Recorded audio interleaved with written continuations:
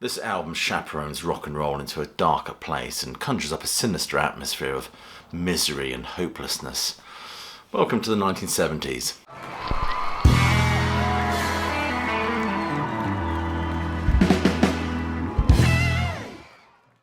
Killer by the Alice Cooper Band, as I've said, takes rock and roll into a darker, more sinister place. It was that perfect melding of a newfound conceptual edginess combined with machete-like riffs and the contorted writhings of Alice or leotards and leather. This feels like the post-coital stupor of a generation reeling as the age of Aquarius crashes and burns. This band and its devotees are the perfect antidote for that counterculture idealism, described by Pete Townsend as predicated upon drug-fueled hope and youthful idealism. This album gazes over a landscape scarred by napalm, Nixon and civil riots. And of course they were at their satirical best, all schlock and horror, enthralling a new generation of rock fans who see in the onstage antics a new and darker critique of modern America, post-Altmont. Love It to Death was the breakthrough the band needed, rejecting the vague psychedelic dalliances of the earlier albums, become more cohesive, with a clear manifesto of who they were and what they stood for. On this album, Dennis Dunaway's bass offers some beautiful melodic rhythmic lines to complement the incendiary riffs provided by the much underrated, I must say, Glenn Buxton, with Alice's familiar tubercular rasp voicing the dissatisfaction of a generation with its rebellious, brattish sneer. Under My Wheels is a short, sardonic love song featuring Radial Tires and Rick Derringer on guitar. And You Drive Me Nervous is another great rock number coexisting with the gallows musings of Desperado, not to mention the disturbing Dead Babies, my favourite on this album by the way. As I said, this album conjures up an atmosphere of misery and hopelessness, a perfect antidote to that Haight-Ashbury set.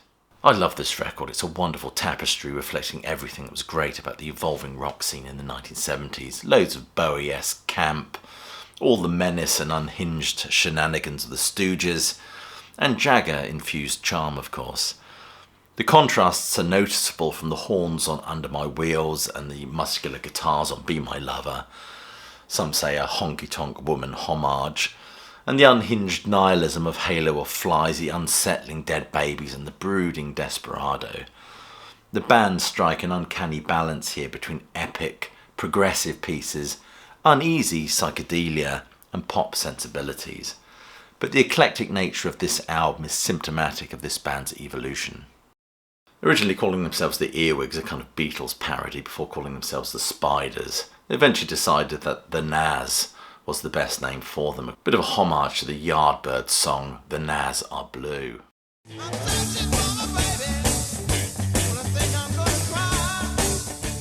The band actually had a headlining slot at the Hullabaloo on Sunset Strip, supported by Aretha Franklin, no doubt.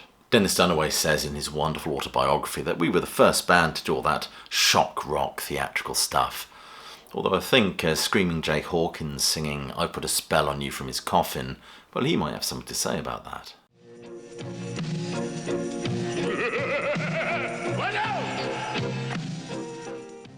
Dennis Dunaway says the whole inspiration for this macabre shtick that they have very much comes from them playing the Pit and Pendulum Halloween Ball in 1964. At that time they already had a working guillotine and cobwebs, although another inspiration comes from a bad acid trip apparently, which provided the inspiration for this edgy, nightmarish, pantomimic vision of hell. Interestingly, in 1967 they hung out with Pink Floyd during Floyd's first tour of the USA. Waters allegedly described their show as looking like a lot of fun. Vince Furnier came up with the name Alice Cooper as a kind of Lizzie Boardman figure. There is this tale that said they got the name from a Ouija board, which is a myth, of course. They had that name before they started playing around with that sort of thing. But it all feeds into the spirit of storytelling and legend, I guess. They started hanging out with the Doors, who they played with, and in fact it's actually Jim Morrison is wearing Glenn Buxton's sweater on the cover of Waiting for the Sun. Frank Zappa took an interest in this band as he said they play the sort of music he can't get the mothers to play, and he signs them to his bizarre label. When they did their first album, Zappa suggested they call themselves the Alice Cookie Band, or Alice Cookies, and wanted to release the first album in a cookie tin, with all the songs cut as 7-inch vinyl. As cookies, really, that's the idea. But it was shot down by their management, who said it would just be too expensive. However, when they came to do their first album, any hint of commercialism is exorcised by Zappa. In 1969, the band get a support slot at the Fillmore supporting Led Zeppelin. They do a press conference and state that the name comes from a 16th century witch that was burnt at the stake, which is just not true. And it was this time they took to ripping open pillows and sending feathers into the audience. It was at a couple of chickens I think they had on the stage. I think Glenn Buxton said one of the chickens was actually named Pecker. But it was the rock revival gig, I think Gene Vincent was on the bill, where the chicken incident occurred. And of course stories circulated about Alice Cooper ripping a chicken apart and drinking its blood. Frank Zappa said, "Don't deny anything, it's all good publicity." One is reminded of the sentiment expressed by Oscar Wilde: there's only one thing worse than being talked about, and that's not being talked about. On the Love It to Death tour, a member of the audience puts a boa constrictor on the stage, which is immediately adopted by the drummer Neil Smith, who names it Kitchener, I think that's how you pronounce it, after a Native American spirit. She was featured in the live set since then, and actually features on the Killer album cover. Killer, of course, was released in November 1971 and is hailed as one of the greatest rock albums ever by John Lydon. Even Lester Bangs, who hated the early stuff, said of this album, "It brings all the elements of the band's approach to sound and texture to an integrated pinnacle that fulfills all the promise of their erratic first two albums." Dennis Dunaway calls this a concept album. He says the concept is death, which is explored on numerous songs on the record. The snake on the cover is a predator, you get Dead Babies, Desperado, and the title track, of course. And the album is wrapped in those eerily moody textures and tones that the band were never fully able to replicate again. This is the album before the Alice Cooper Band, or Alice Cooper himself, became a little bit too pantomimic and self-parodic, I think. And the blood on this album is very much still fresh. They're a collective with that spirit of adventure and experimentations, and tracks like Halo of Flies, some say have distinctive progressive rock leanings. It's a very influential album with its dark psychedelia and stoner-friendly textures.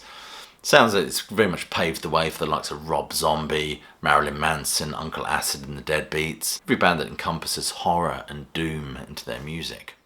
Bob Ezrin is a key player in the success of Alice Cooper's career, and his production expertise and ear lends this record a whole new sheen and vibrancy.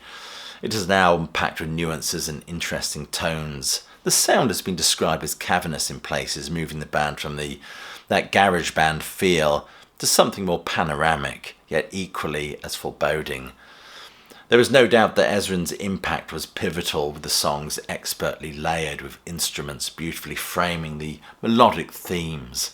I love the track Killer. It's a bit of oral theatre in itself. Its use of feedback is quite unnerving, especially when combined with Dennis Dunaway's bass line on this. The critic Phil Weller states, "The haunting drums that make up the finale built upon a creepy choir, Alice Cooper's demented ramblings, and Ezrin's stunning keyboards that provided a foundation for so many bands to follow."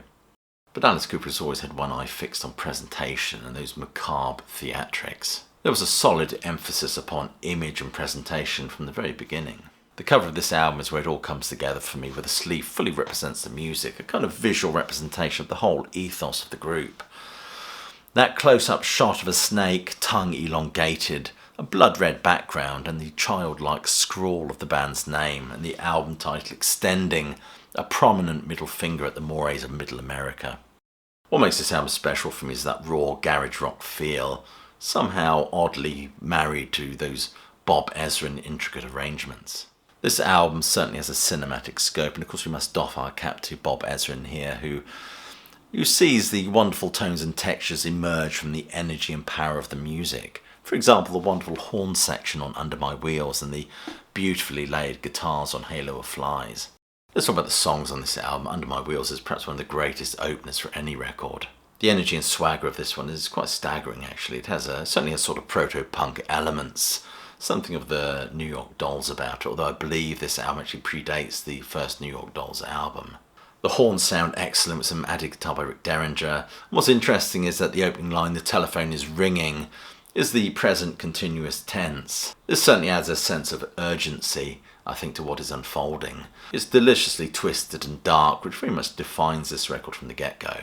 Be My Lover has the most arresting riff ever. It's supposed to be about a song about picking somebody up to take them home to be killed. That's what I read anyway.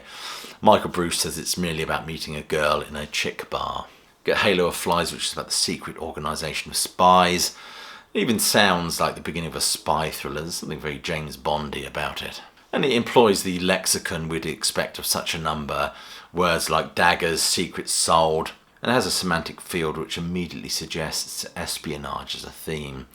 Phrases like contracts and watches that turn into a lifeboat. And the title evokes Lord of the Flies, really. Lord of the Flies is a reference to Satan, or Beelzebub as it is in Hebrew, if I'm not mistaken. And the halo has connotations of saintliness, which immediately establishes an interesting contrast. Dennis Dunaway says this song is very much a tribute to their favourite British band. It's actually made up of lots of extraneous riffs that they just had knocking about. And it opens with that creepy guitar lick before the synth elements come into it. Interestingly, the Melvins did an interesting cover of this one. Desperado was inspired by the Robert Vaughn figure in the Desperado film, and is partly a doff of the cap to Jim Morrison. It certainly has elements of Sergio Leone, but also Jim Morrison, or the spirit of Jim Morrison, is evoked in reference to leather and lace. Dead as a Desert Night is a great simile here. This song does a wonderful job of blending the Alice Cooper band with their Doors influence, mixing up that kind of proto-prog epic that Doors were famed for, as well as Morrison's more poetic lyrical style. You Drive Me Nervous was originally going to be called You Drive Me Crazy, but they felt the title was a little bit too cliched. The genius of this number lies in its complex simplicity. Great lines throughout and brilliant bass work from Dennis Dunaway. Yeah is very much a kind of a Beatles thing. It kind of fits into the whole glam movement that was emerging at this time. It's a very hooky tune that could have been lifted from an early Kiss album, and Rick Derringer again contributes guitars to this one. Dead Babies is a chilling number for all you parents out there. It's been described as a cautionary tale by Alice, essentially a song about neglect. The sombre bass reminds me of Marillion's Chelsea Monday, and that ethereal affected guitar line has an otherworldly quality. Alice Cooper said of this number, this song was probably the first anti-drug, anti-parental abuse song. The band would chop up dolls at the end of this song, mixing social critique with horror movie effects. Killer is an excellent number on this, which takes the form of an internal monologue of a killer awaiting his execution on death row. It's a wonderful relationship that's established here between the listener and pathological dysfunction, and all those dark gothic artifices are apparent here from the get-go with that drum roll, the utterances, the Lord's Prayer. There's no doubt that this band recognised the theatrical potential of this number, which probably led beautifully into the hanging of Alice on stage. Interestingly, in this song we get the disturbing image of an emotionless killer being led to the gallows. Once he's hung at the end of the song, there was this endless looping, or perhaps noosing might be a better word, of the keyboard riff. Neil Smith's drumming with his behind-the-beat feels creates a sense of unease and imbalance, and Alice's vocal skillfully captures the emotion or lack of, and the cold nature of the vocals complements the emotion communicated by the music. Overall, I'd have to say the Alice Cooper Band are at their peak at this juncture, with their blend of social observances and horror movie aesthetic exploring the fractured society and inconsistencies with the previous Lovin' generation. Human foibles here are presented with all their dark propensities towards personal tragedy. A thoroughly engaging record. Anyway, we've been watching a review by Classic Album Review. If you haven't done so already, please do click like, subscribe, and check that notification bell so you don't miss a thing. Please share this video if it's been of interest to you. Other than that, I just hope you're well, you're staying safe, and of course that you keep listening.